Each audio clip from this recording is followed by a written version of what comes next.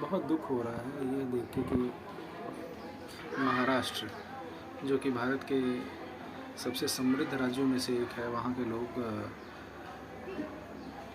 गैर मराठियों के लिए, खासकर हिंदी और हिंदी भाषियों जो कि यूपी और बिहार से वहाँ खाने कमाने गए हैं, उनके लिए बहुत ही गलत तरीके से और काफ़ी आक्रामक रूप से व्यवहार कर रहे हैं। मेरी 5 साल की पढ़ाई लॉ की वहीं हुई। मैं जिन मराठियों से मिला उनको अपने यशस्वी इतिहास पर बहुत गर्व था। उन्हें अपने इस भाव पर बहुत गर्व था कि हमने एक समय हिंदुत्व को और इस पूरे देश की अस्मिता को बचाने में अपना योगदान दिया है या उसे खड़ा रखने में अपना योगदान दिया है। पर मुझे यह नहीं समझ में आता है कि यह पुण्य भाव कब इतना ख़राब हो गया कि भाषा की इस लड़ाई में हम एक दूसरे के खिलाफ हो गए। जहाँ ऑफिशियल लैंग्वेजेस एक्ट संविधान में एक्सक्लूसिवली भारत की ऑफिशियल लैंग्वेज को हिंदी मानने के बावजूद एक अरेंजमेंट देता है कि हर राज्य अपनी भाषा और अपनी भाषा से जुड़ा हुआ सूचना और प्रसारण का काम, इंटरस्टेट कम्युनिकेशन का काम कर सकता है। वहाँ इस देश के इतने खूबसूरत लोग जो कि इतनी डाइवर्सिटी में रहते हैं, जो कि जानते हैं इस बात को, कैसे इस तरह से इंटरनेट पर वीडियोस में व्यवहार करते हुए दिख रहे हैं कि 3 दिन में मराठी बोलो, आज मराठी बोल, कल से मराठी बोल, और सामने वाला बोल भी रहा है कि भैया 1 दिन में कैसे होगा। ये मेरे साथ भी हुआ था। मुझे कई बार गाहे बगाहे इनडायरेक्टली कहा गया कह रहे तेरा गांव कहाँ है। तो अजीब लगता था कि कैसे यहाँ के लोग ऐसे हो सकते हैं कि उन्हें लगता है कि शायद पूरी दुनिया उनके अलावा गाँव में ही रहती है। पर चलो, वो भी मेरे लिए गर्व की बात है क्योंकि हम एक ऐसे राज्य से आते हैं जहाँ पर एग्रीकल्चर ही हमारा मेन प्रोफेशन है। ये एक अग्रेरियन स्टेट है हम। परंतु बड़ा ही दुखी करता था ये भाव मुझे। उनका बार बार ये कहना होता था कि आप तुम हम क्यों बोलते हो। तो उन्हें मैं कैसे समझाऊँ कि एक संभ्रांत समाज में जहाँ भाषाएं इतनी बड़ी होती हैं और इतिहास उसका जुड़ा होता है, सैकड़ों सालों के माइग्रेशन, कल्चरल एक्सचेंज से, वहाँ पर लैंग्वेज की इन कैटेगरीज़ को इस तरह से मजाक का पात्र नहीं बनाया जाता। अब उन्हें तो लिंग्विस्टिक्स का पता नहीं है, उन्हें नहीं पता कि क्लूसिविटी क्या होता है, उन्हें नहीं पता कि नोजिज़म्स क्या होते हैं, उन्हें नहीं पता कि वी का इस्तेमाल कैसे क्या करते हैं। पर उन्हें बिहारियों का मजाक उड़ाना ज़रूर आता है। मेरे दोस्त कहते थे कि मैं कहाँ हूँ उसमें। अब ये बात अलग है कि उसमें इरेगुलर यूसेज में आमी और आपन मराठी भी बोलते हैं और ये बहुत ही इंटरचेंजेबली यूज़ होता है। पर जब आपके नाम के पीछे राष्ट्र लग जाता है तो शायद आपको एक लाइसेंस मिल जाता है दूसरों को बुली करने का, और ख़ासकर उन लोगों को बुली करने का जो कि वहाँ खाने कमाने गए हैं। आप जानते हैं इस बात को कि जब भूख पेट की हो और पेट की भूख को कोई बुझाने जा रहा हो कहीं, तो उससे कल्चर और संस्कृति और सभ्यता की बातें करना अनुचित होगा। और उससे ज़्यादा अनुचित होगा उससे यह अपेक्षा रखना कि एक ऐसे समाज में जहाँ वो अपने ही लोगों के बीच में रह रहा है, क्योंकि मुझे ये पता है कि वो वहाँ कमाने गया है, पढ़ने लिखने नहीं गया। तो अगर वो आपसे इतना कह रहा है कि मैं तुरंत कैसे सीख जाऊँ, तो मैंने किसी मराठी को ये बोलते हुए नहीं सुना कि ठीक है मैं आपकी सहायता करूँगा। नहीं तू बोल, तेरे को बोलना पड़ेगा, नहीं तो मैं दुकान बंद करा दूँगा।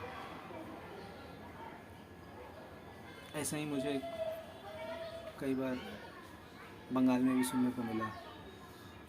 और वो भी एक बार तो टेस्ट कराने के लिए सुबह हावड़ा जंक्शन पर उतरा, टेस्ट कराने के लिए बैठा हूँ MRI, और एक बंगाली भद्रजन मुझे कह रहे हैं कि नहीं यहाँ तो हिंदी चलती है। पर हाँ, वो इतने विटी ज़रूर थे कि उन्होंने कहा कि जितना तुम्हारा बंगाली लंगड़ा है उतना ही इसका हिंदी लंगड़ा है। तो यही बात मेरा भी, ये इसी बात पे मुझे भी कहना है कि मराठी जो हिंदी बोलते हैं, डांटते हैं मराठी गैर मराठियों को, तो उतने ही बच्चे साउंड करते हैं। पर हिंदी वाले तो कभी नहीं बोलते क्योंकि हम आपके यहाँ आए हैं आपके देश में हाथ जोड़कर आए हैं, आपके यहाँ से आपकी मिट्टी का खा रहे हैं, आपकी हवा में सांस ले रहे हैं। पर अगर सच में देखा जाए तो हवा तो हम सबकी है, देश हमारा सबका है, तो कोई किसी को कैसे रोक सकता है। और ज़्यादा दुख तब होता है जब बेंगलोर जैसे शहर में, कर्नाटका में भी यही चीज़ें देखने को मिलती हैं। लोग आपस में लड़ रहे हैं इस बात के लिए कि मैं ये भाषा नहीं बोलूँगी, मैं वो नहीं बोलूँगा। आप कह रहे हो कि नहीं, आप यहाँ हो, कर्नाटक में हो, तो कन्नड़ बोलना पड़ेगा। जी बिल्कुल बोलना पड़ेगा, क्योंकि अगर आप नहीं बोलोगे तो आप ही बहुत सारी अच्छी अच्छी चीज़ें उस जगह की मिस कर जाओगे। परंतु कोई ये क्यों नहीं कहता कि आप ये बोलने की कोशिश करिए, हम आपकी मदद करेंगे। क्योंकि जो वहाँ जाता है वो अपने ही परिवेश में, अपने ही लोगों के बीच में जाता है। चाहे कामगार मजदूर क्यों ना हो, वो भी जाएंगे तो अपने ही लोगों के बीच में जाएंगे और अपनी भाषा ही बोलने वाले लोगों के साथ जाएंगे। ये हमारे सभ्यता का, हमारे अस्तित्व का एक नियम है कि हम अपने झुंड में ही जीते हैं। क्योंकि मैंने तो मराठियों को ट्रेनों में भर भर कर आते हुए देखा है बनारस। क्यों नहीं लोग अकेले आते हैं?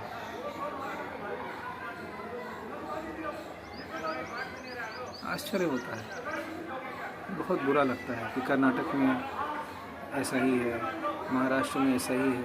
आखिर हिंदी भाषियों से किसी को क्यों दिक्कत होगी? राजनीति अपनी जगह पर है। हिंदी इम्पोजिशन का क्वेश्चन एक लीगल क्वेश्चन है, जिसके लिए संविधान है, जो कि कर्नाटक का, महाराष्ट्र राज्य का, सबका अपना अपना है, और जिसमें संविधान केंद्र को और राज्यों को अपने अपने अधिकार देता है, जो कि बहुत ही सेटल्ड है। लॉ बहुत क्लियर है इस मामले में। लोगों को ये समझना चाहिए कि जो खाने कमाने के लिए और पेट की आग बुझाने के लिए दूसरी जगह पर गए हैं, उन्हें अपनी ज़िंदगी के लिए, अपने लोगों के लिए, अपने घर परिवार के लिए समय ही नहीं मिलता। भाषा सीखने की फुर्सत कहाँ से होगी? फिर भी अगर वो सीखना चाहते हैं या सीखना नहीं भी चाहते हैं या बिल्कुल अज्ञानी हैं, कम पढ़े लिखे हैं, तो अपनी भाषा सिखाने की कोशिश की जा सकती। और जिस महाराष्ट्र ने इतिहास के एक कठिन समय में पूरे देश की लड़ाई लड़ी है, पूरे देश की अस्मिता की लड़ाई लड़ी है, वह महाराष्ट्र इस तरह से कैसे अपने ही लोगों को खुद से अलग कर सकता है? मेरे साथ जो भी हुआ था और जो भी समस्याएं मुझे झेलनी पड़ी, उसमें मेरे साथ जो भी हुआ, उसमें जितने ख़राब लोग थे या जिन्होंने मुझे कष्ट दिया, उससे कई गुना ज़्यादा ऐसे लोग थे जिन्होंने मेरा साथ दिया, जिन्होंने मुझे बुलाया, खिलाया, जिन्होंने कहा कि हाँ, बहुत ही आसान भाषा है, सीख जाओगे, कोशिश करो, अपने लोगों से कहो कि इस भाषा के बारे में बात करें, सीखें, समझें, हमारी फिल्में देखो, हमारे किताबें पढ़ने की कोशिश करो, अगर नहीं पढ़ सकते तो सुनो, हमारे चैनल्स, हमारी भाषाओं में प्रोग्राम देखो। पर समस्या ये है कि जो लोग सिर्फ खाने कमाने गए हैं, उनको पीटना, दिन दहाड़े थप्पड़ मारना और बोलना कि ऐसा करो नहीं तो तुम्हारी दुकान बंद कर दी जाएगी, तुम्हें पीटूंगा, इस तरह का वायलेंस देखकर ही या तो आदमी को रुआंसा कर देता है या उसके अंदर का खून उबाल मारने लगता है। पर समस्या यह है कि इतिहास के कालचक्र में और इस समय इस भूखंड के लोग एक लेबर सप्लाई फैक्ट्री बन गए हैं। तो ऐसे समय में सिर्फ इसलिए क्योंकि माइग्रेशन की दशा बिहार से महाराष्ट्र और कर्नाटक की तरफ है, और कर्नाटक का तो केस ही यूनिक है। कर्नाटक में लेबर से ज़्यादा काम करने वाले लोग हैं, ऐसे लोग हैं जो काम करने गए हैं, पढ़े हैं, लिखे हैं और बिल्कुल अर्बन एस्पिरेशनल क्लास का पार्ट हैं, उनके साथ भी यही हो रहा है। तो आखिर मैं उस निम्न या निम्न मध्यम वर्गीय ऑटो रिक्शे वाले को ही कर्नाटक का रिप्रेजेंटेटिव मानूं, बेंगलोर का रिप्रेजेंटेटिव मानूं, या उस महाराष्ट्र नवनिर्माण सेना के गुंडों को, उस मराठी मानुस का रिप्रेजेंटेटिव मानूं, जिसका चित्त, जिसकी दशा, जिसकी दिशा हमेशा ऊर्ध्वगामी रही है। आश्चर्य होता है कभी कभी कि जब हम पढ़ने गए थे तो ये एक मुद्दा हुआ करता था, पर इस तरह से खुलेआम वीडियो बनाकर लोगों को वीडियो में धमकियां देने वाले लोग नहीं मिलते थे। पर अब ये बीमारी इतनी आम हो गई है कि एक आम आदमी जो खुद भी अपनी आवाज़ से आइसोलेटेड लग रहा है या अकेला है, वो भी किसी दुकान वाले को, जो कि अपने घर से दूर रह रहा हो, अकेले अपने घर के लिए कमा खा रहा हो, ऐसे बहादुर आदमी को डराने की कोशिश कर रहा है। और नहीं पता, आश्चर्य तो मुझे उन पर भी होता है जो उस राज्य के मुखिया हैं, जो भारतीय जनता पार्टी का भविष्य का चेहरा है,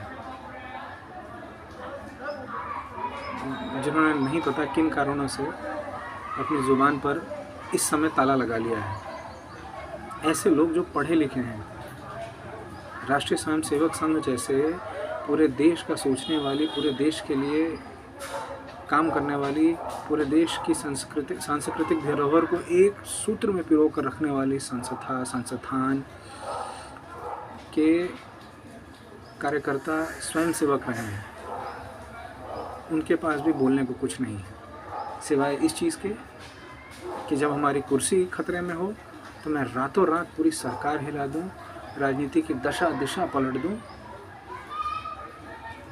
आश्चर्य होता है।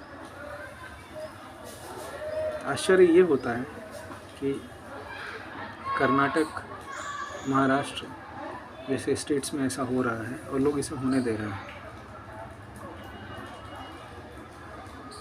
शोभनीय है। गुस्सा आया तो सोचा बोल लूँ, नहीं रहा गया। बाकी मेरे कहने से अगर कुछ असर पड़ेगा तो बहुत अच्छा है, वरना अगर असर नहीं पड़ता है तो फिर क्या किया जा सकता है। क्योंकि जब सत्ता के सामने अच्छे लोगों का पुरुषार्थ